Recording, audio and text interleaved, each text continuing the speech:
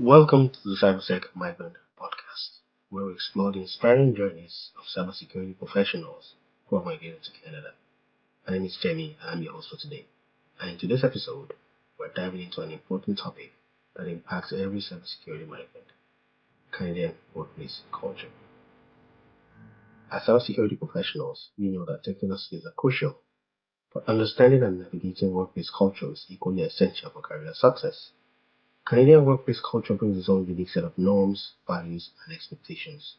It can be both exciting and challenging for newcomers. So today let's shed some more light on this fascinating aspect of professional life in Canada. Discuss the values that Canadian employers prioritize, the communication styles in the workplace, and the various unwritten rules that shape our interactions. Welcome to today's episode. So today our discussion is going to be centered around Canadian workplace culture. As new immigrants, one of the things we're always concerned about is, how do I fit in? Am I going to be able to do things properly? Are people going to look at me differently? And that's a challenge that many new immigrants have actually found that they've had, developing and, being able to adapt to the culture in the Canadian workplace. One of the reasons why this is this way is because for many immigrants, things are different usually where they come from. Like myself, for example, I am originally from Nigeria. And in Nigeria, the workplace culture is quite formal, quite hierarchical. You're expected to know your place in the grand scheme of things. And you're supposed to follow rules and orders and laws and all of that. So it's very different for someone who is an immigrant who comes from a culture like that to move to a place like Canada and then have to unlearn all of that and adapt to the new culture in the Canadian workplace. And that is one of the reasons that quite a few immigrants struggle to be able to make that transition. So what we're going to do today is just sort of look at some of those things that make the Canadian workplace what it is, some of those cultural norms, some of those, if you will, idiosyncrasies that make the Canadian workplace what it is, and sort of give immigrants an insight into those things and help them develop the way to be able to blend in and adapt to that new workplace culture. So first, one of the first things about the Canadian workplace is that unlike in most other places, the workplace in Canadian culture is less hierarchical, and almost everyone is equal. I like to joke that everything is less hierarchical except for the organizational chart, so everyone knows their place on the ladder, on the corporate ladder. But apart from that, everyone is equal. You're expected to have your own opinions, your own thoughts. You're expected to be able to take the initiative. You're not supposed to wait for someone to tell you this is how to do things or this is what you're supposed to do. You're supposed to be able to actually think on your own. So that's something many immigrants struggle with, being able to know, am I doing the right thing? Am I even allowed to think like this? Am I allowed to try to do this on my own? So that's something that most immigrants need to change, Think about the fact that it's in this workplace, in this culture, it's less hierarchical. You don't have to follow a stiff hierarchy or order of doing things. You're allowed to have thoughts. Your manager isn't supposed to tell you every single thing you're going to have to do every single time. He's not a babysitter, right? So you are supposed to be able to take the initiative and do things on your own. So that's one of the important things that's very important. Know that things are less formal, not in the sense of not following a pattern, but less hierarchical. So you're supposed to realize that everyone is equal within the workplace and not one person is sort of lording it over the other, as it is in most other cultures, particularly African and Asian cultures. And as a result, you should be able to take the initiative, and then as you take the initiative, also understand feedback, because that's something you're going to get. Many places will provide you feedback as you work, and most of the time you get feedback in different ways. And being Canadians, we're all very polite. It's very common, and it's a commonplace to hear people say Canadians are the most polite people in the world, and that is true. Even in the workplace, even when someone's doing something wrong, you'd find that they're going to give you indirect feedback, like someone called it. So even though it's a negative feedback, it's going to be phrased in a positive way. So someone might say, for example, something like, "Oh, you've done a very good attempt, but you could have tried doing X, Y, Z." So that's first giving you a phrase and then telling you what the negative part is. And like someone said, when you hear the "but," then that's the real thing that's being said. So you should be adept at understanding feedback that's provided to you, negative feedback or indirect feedback, because if you don't take that feedback, it will be considered that you're not open to learning new things or accepting developing new soft skills. So it's important to know that it's less hierarchical, understand and receive feedback as you get it. Either it's indirect feedback or negative feedback phrased as a positive statement. Those are also very crucial.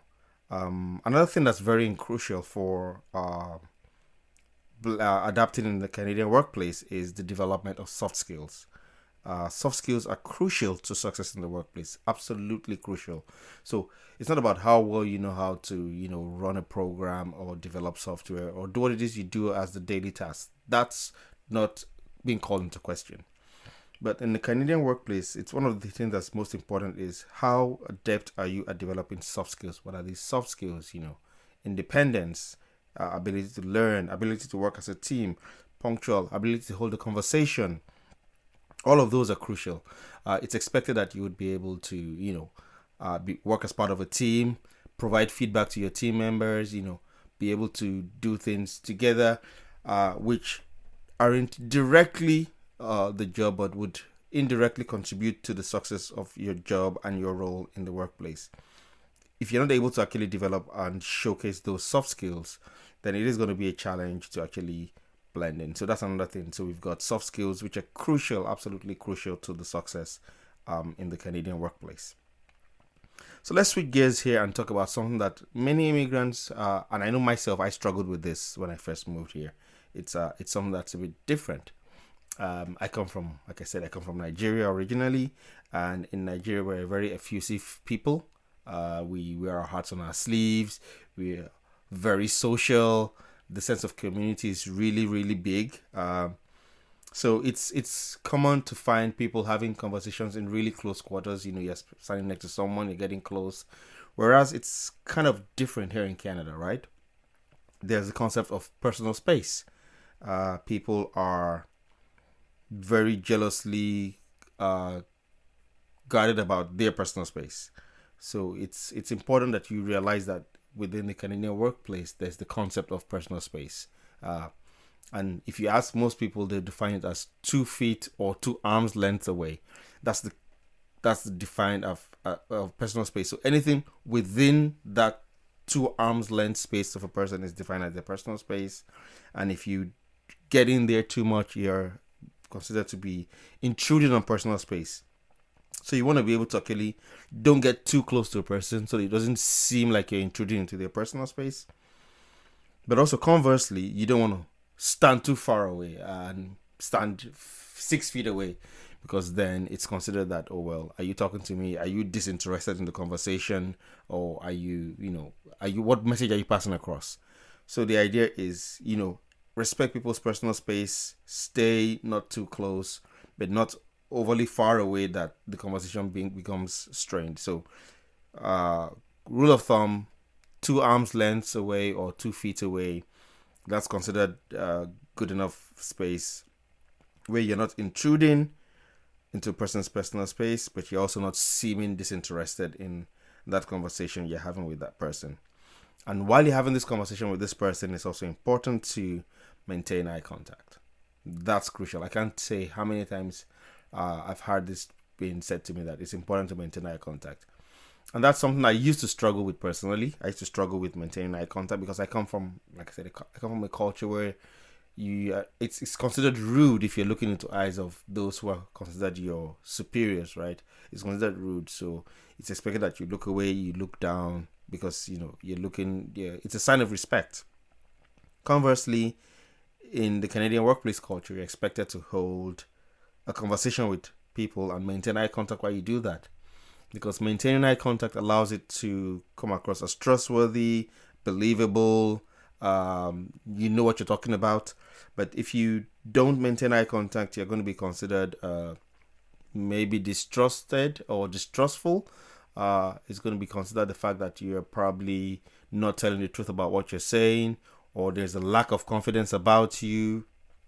All of those things are things. So it's important to also realize that while in your culture it might be okay not to maintain eye contact, if you want to be considered as being fully integrated into the Canadian workplace, you have to hold a conversation and maintain eye contact while you hold that conversation, because that's important. So don't avoid eye contact, but don't stare, because it's quite unsettling if you're staring at the person on without looking away. That just comes across as being odd or different or weird, if you will. So one of the tricks someone was told me was, if you find it too difficult to stare at a person, just pick a point, between their eyes, on their forehead, or just below their eyes, just below the eyelid, where it looks like you're looking into their eyes. No one's going to tell you can't look into their eyes. If I'm looking at the space between your eyes, I'm going to come across as maintaining direct eye contact. So if you find it's a bit unnerving to look into a person's eyes for so long, then just pick a spot in the general area of their face, forehead, nose, and focus on that spot. And, you can look away occasionally, but look back at that spot. And that helps you provide the semblance of maintaining eye contact. And also, you're not going to be staring as well. So respect personal space, maintain eye contact, because that's also important. Don't stare though. Another thing is, when people come together, it's important to realize that shaking hands is a very common thing. It's considered sometimes considered rude if you are introduced to someone and you refuse to shake hands. So we know there are people who, for whatever reason, religious, cultural, or otherwise, wouldn't want to shake hands. But in the Canadian workplace, it's expected that you would be shaking hands with people when you get introduced to them. So that's another thing that's expected of you. And for a handshake, you want a handshake to come across as firm. So a firm handshake lasting 2 to 3 seconds, not much longer or not too quick. Keep it firm, keep it short, firm, and just sort of not assertive, but not particularly defensive or timid, if you will. So shaking hands is expected, and this cuts across both genders. So or all genders, if I may put it that way. So either you're male or female or whatever gender you are, it's going to be expected that you would shake hands. So it's expected in the workplace that shaking hands is important. And in addition to that, also, another thing that many immigrants sometimes overlook is the dress code. Particularly when you come from a culture where dressing is different, the cultural styles are different, the attire is different as well. Most workplaces in Canada would accept what we call a business casual workplace. So it's okay not to wear a tie. If you come from certain environments, it's unthinkable that you go to work without a tie. It's most workplaces in Canada, even in the really formal offices like some banks, sometimes it's okay not to wear a tie. But this also varies from workplace to workplace. So it's important that you find out what obtains in your workplace that you're going into, and then align your dress code accordingly. But as a general rule of thumb, it's considered inappropriate to wear overly revealing clothes to the workplace. It's also considered inappropriate to wear overly casual loungewear, if you will. So some places would frown at yoga pants or sweatpants in the workplace because it's just not good. Some places jeans are okay. Most places jeans are not. A casual pair of pants or chino trousers, those are good. Just look presentable, not overly overdressed, but not overly casual, like you're sitting on the couch and watching a movie at your place. That's important. So dress important, follow the right dress code. And also many workplaces in Canada have a scent policy. So it's expected that they're scent free, so you are not wearing any scents, and not because no one likes your scents. Scents are expensive, scents are nice. I wear scents myself, but some people are allergic to scents as well. So we want to be mindful of whoever might have those allergies, so that we are not causing them unnecessary harm in or discomfort in the workplace by whatever scents we're putting on. So it's important to also take that into consideration. So in terms of the right body language, talk about personal space, talk about maintaining eye contact, talk about a firm handshake and the dress code. All of that is important as well. Another important thing in the Canadian workplace is communication. Communication skills are pretty crucial for immigrants to be able to successfully adapt in the Canadian workplace. And that's one thing that quite a few people do struggle with when they come here, and there's that culture shock.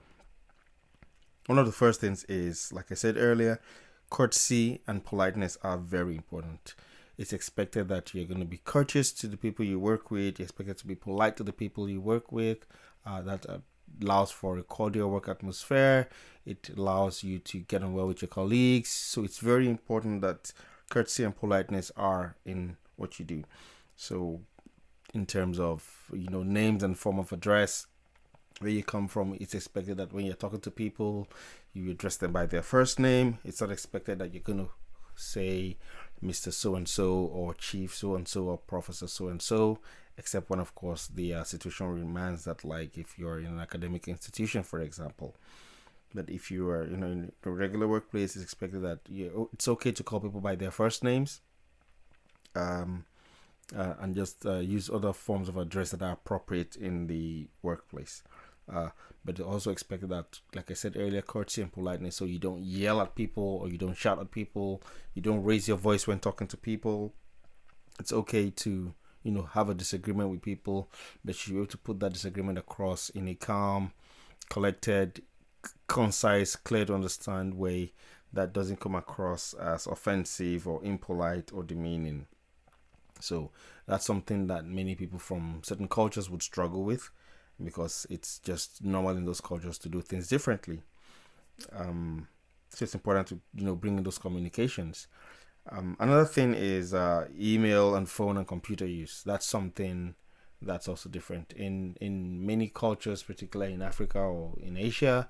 It's sometimes you're allowed to actually bring your phone to work. You can sometimes take personal calls during work hours.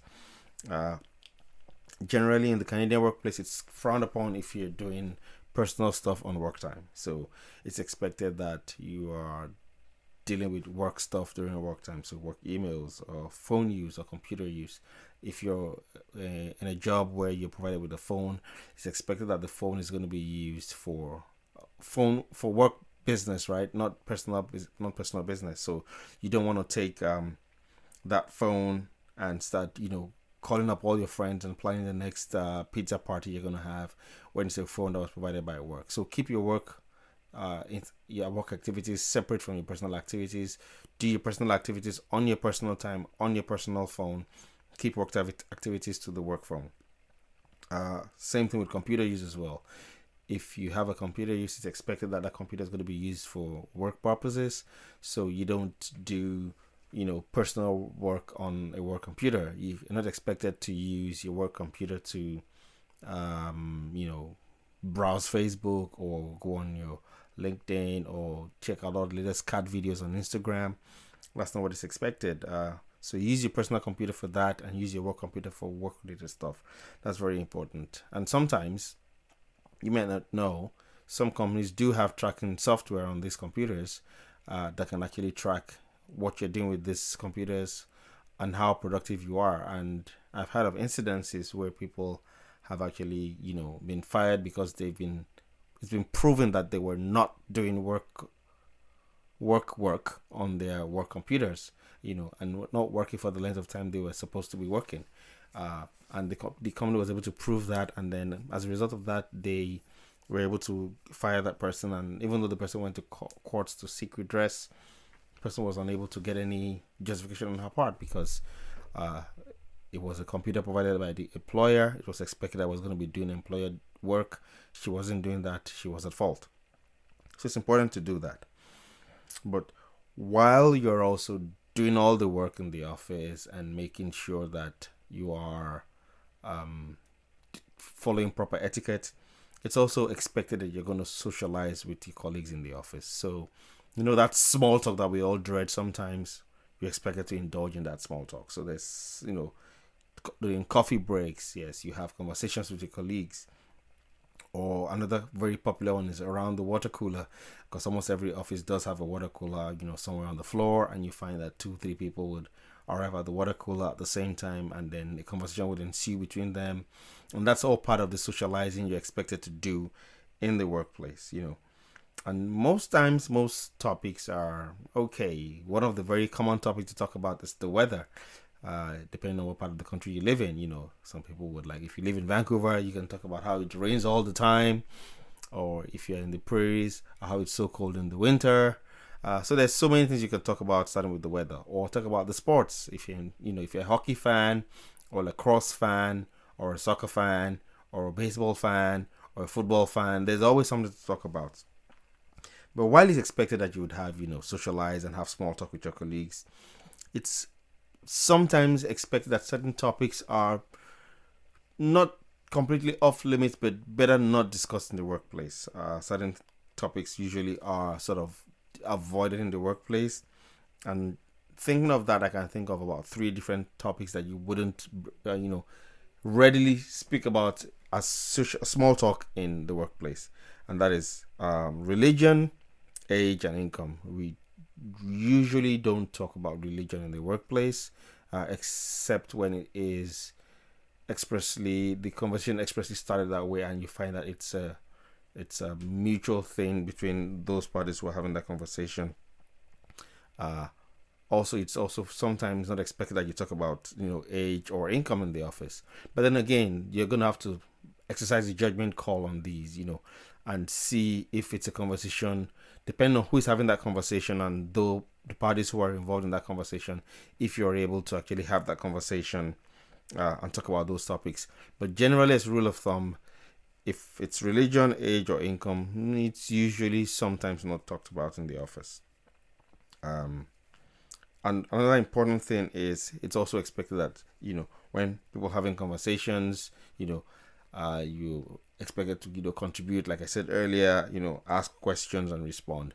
So in some cultures, yes, you would nod your head to indicate understanding, but here you expect to actually vocalize and use your words. And I find that it's good practice to sometimes reiterate what has been said. So if someone says something, it's a good practice to put what they've said back, say back to them, but in your own words. So don't just repeat what they've said word for word, but express that thought the person has expressed in your own words to indicate that you have an understanding of what was being passed across, and then the person can either confirm or deny or reiterate what they said earlier as you being correct or incorrect. So ask questions, respond to questions that you're asked, conversations, and remember to use your own words. So another thing that actually it's also important in the Canadian workplace is the concept of teamwork. It's important to realize that for most roles in most workplaces, you aren't going to be working in isolation. You're going to be working as part of a team. It's expected that you are going to carry your own weight on the team, and you're going to work together with the rest of the team towards a common goal. You're going to be working towards that common goal, which is the success of the team. And it's expected that you're going to do your own fair share in the team. So that's another thing that's expected. In some cultures, it's not teamwork. The boss tells you what to do. You go and you do it. Once you're done, you put it back to the boss and say, I'm done. What do I do next? It's quite different in the Canadian workplace. You've got to work as part of a team. What do we do next? How do we make this succeed? What are the things we need to come together? Who's going to be doing what to make this work? Think of, if you're a project manager or if you're having a scrum or all of those things, think of that kind of setting. That's what happens here. So it's important that you work as part of a team and carry your own weight on the team. And sometimes you're expected to be able to step in when someone is failing. So if someone's unable to, do their own part in some teamwork, for example, you should be able to, if you have the bandwidth, to step in and say, hey, I can help out there, or I can lend a helping hand, or I can assist with whatever task it is that needs to be done. So that's important. And also on the concept of, working with others on the team, it's also important to be punctual. I know in many African countries there's the concept of African time, where this actual start time is way beyond the printed start time. So if you say a meeting starts at 10, African time would say maybe 10 or 15 minutes past the time, or 30 minutes past. But in the Canadian workplace, it's not that way. If a meeting is scheduled to start for 10, you expect it to be at the meeting by 10. In fact, it's actually good practice to arrive a little early to the meeting, 5-7 minutes early, maybe 3 minutes. That gives you time to settle down, put your thoughts together, set up your computer if you have to do a presentation or what it is, get out all your stuff so that the meeting is able to start at 10 on the dot. So it's important to be punctual. And sometimes, yes, it does happen. There's traffic on the roads, or the SkyTrain breaks down, or you've got challenges that make it impossible for you to arrive at the time you've scheduled for the meeting. Just give a call, put a call in and say, hey, I'm running a little late for this meeting, but I'll be there in so and so minutes because of this. So if you're going to be late, call. That's polite. That's the courteous thing to do. And then they don't think that you've just blown them off away for the meeting. So always be punctual.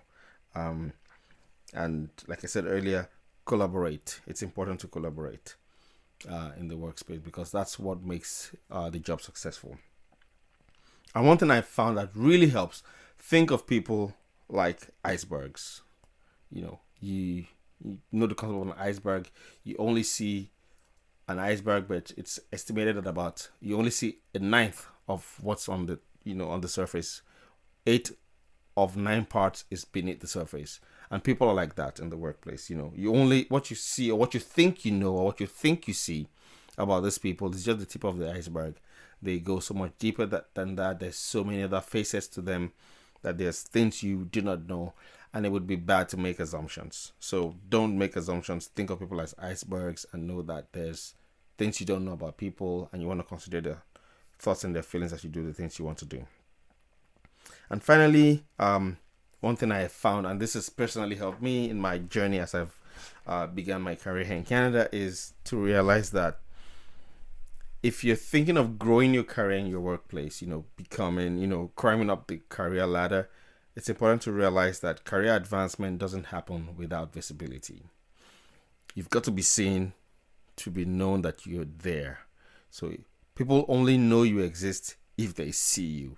So if you're coming from a culture where you expect to hide in your own cubicle and do your own work, clock in, clock out, and go away, that might not be the best for you if you plan to grow your career here in Canada. You've got to put yourself out there sometimes. You've got to make sure that you're visible, that people know you exist. People see that, you're contributing your own quota and you're doing your own part, because you can only get more responsibility if you have proven yourself at the lesser responsibility, as it were. But even as you put yourself out and you increase your visibility, also be mindful of cultural differences as the workplace becomes more diverse, because it's important to factor all of these in. So that's a lot we've talked about today, the Canadian workplace culture and the things that we can do to adapt as new immigrants. And that's something that, it takes time to build up. It doesn't happen overnight. So if you make a mistake, it's okay to make a mistake, but just go back, retrace your steps, find out where you've gone wrong, and improve on that, and make a note of it, and continue from there. No one's going to begrudge you a couple of mistakes. We all make them. What happens is if you keep making the same mistake over and over again, that's when it's not a good thing. But if you're not making the same mistake over and over again, that's absolutely fine. There's absolutely nothing wrong with that. If you make 1 or 2 mistakes and then you're able to learn from those mistakes.